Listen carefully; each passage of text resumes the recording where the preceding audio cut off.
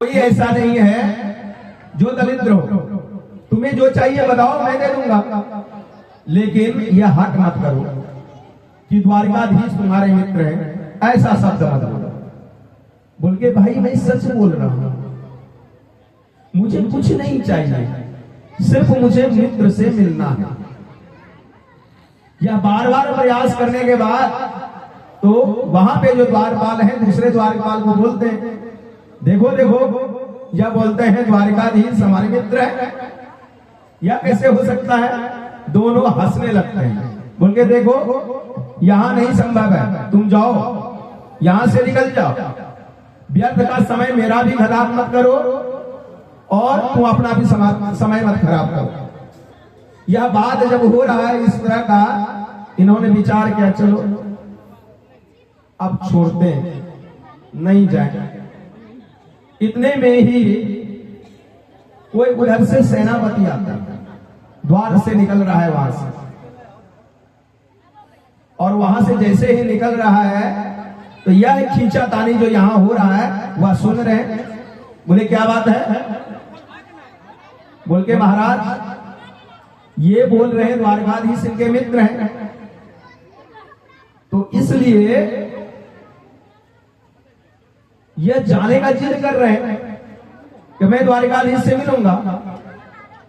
फिर उन्होंने सुदामा जी से बात की और बोला ठीक है, ऐसा करो तुम जाओ और द्वारकाधीश को सारी खबर सुनाओ दो। इनका नाम ले लो, सुदामा नाम के एक ब्राह्मण है, वह आपसे मिलना चाहते हैं। ऐसा उन्हें संदेशा भिजवाओ। वह वहां से जब बड़े अधिकारी बोले तो वो वहां से चल दिए। जैसे ही वहां जाते हैं, जाने के बाद द्वारकाधीश को बोलते हैं शीस पगा न जगा तन में प्रभु। हे प्रभु, एक ऐसा है जो ब्राह्मण है, न सिर पे कपड़ा है न तन पे कपड़ा है, और जो कपड़ा है जो वस्त्र है वह भी फटा फटिहाल है, धूल धूसरित है, लगता है द्वारिका का नहीं है, कहीं से आया हुआ है, शरीर भी बड़ा कृशकाय है।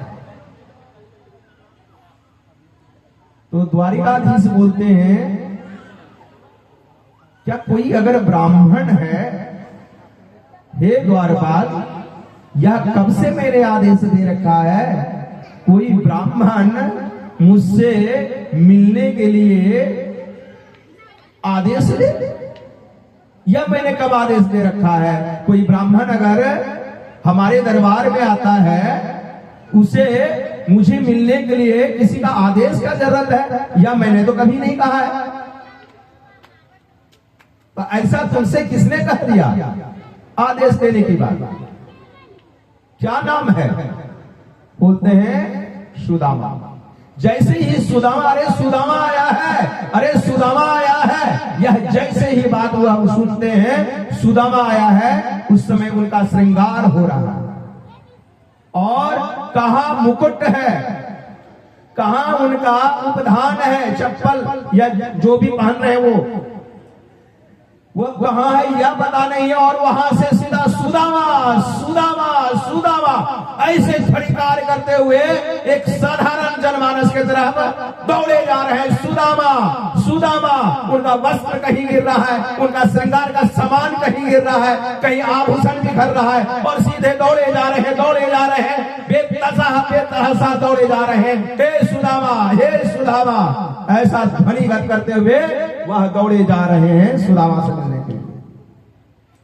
इधर सुदामा जी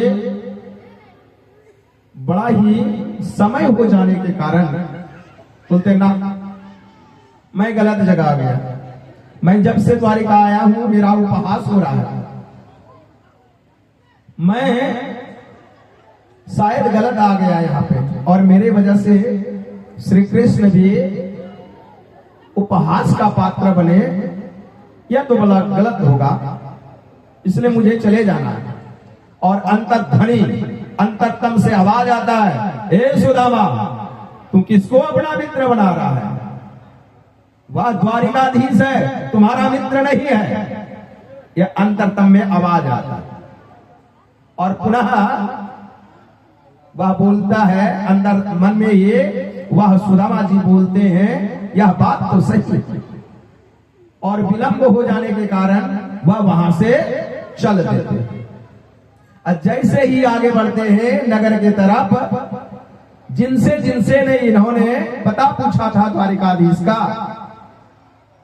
उनके तरफ से जैसे ही जाने लगते हैं, सब लोग इनको देख देख के उपहास उड़ाते हैं और हंसते हैं। देखो देखो, यही ब्राह्मण गया था, ये बोल रहा था क्या द्वारिकाधीश हमारे मित्र हैं, बड़ा गर्व से बोल रहा था क्या द्वारिकाधीश हमारे मित्र हैं, ऐसा उपहास कर रहे हैं। और वह लाठी के साथ में धीरे धीरे जैसे तैसे चलता हुआ वह आगे बढ़ रहे हैं। उधर सुशीला सोच रही है, अरे वह तो 3-4 दिनों से भूखे हैं,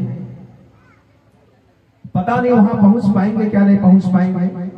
मैंने तो सिर्फ तंडुल दिया है गुणी के लिए, उपहार स्वरूप, उनको खाने के लिए भी तो कुछ नहीं दिया है।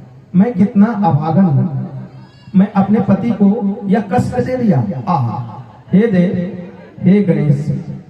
वह गणेश भगवान से प्रार्थना करती है, हे भगवान, हे गणेश, आप निर्विघ्न करने वाले हैं, हमारे पति को रक्षा करना, हमारे पति का रक्षा करना। हे प्रभु, यह मेरे अकिंचन, मैं ही पत्नी थी, शायद मेरे मन में ही लोभ आ गया था, जिसके कारण मैंने ऐसा उन्हें कहा, और पता नहीं वो पहुंच पाएंगे क्या नहीं पहुंच पाएंगे।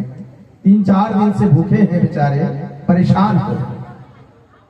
या यहां सोच रही है और उधर वो ये सुदामा बोलते हुए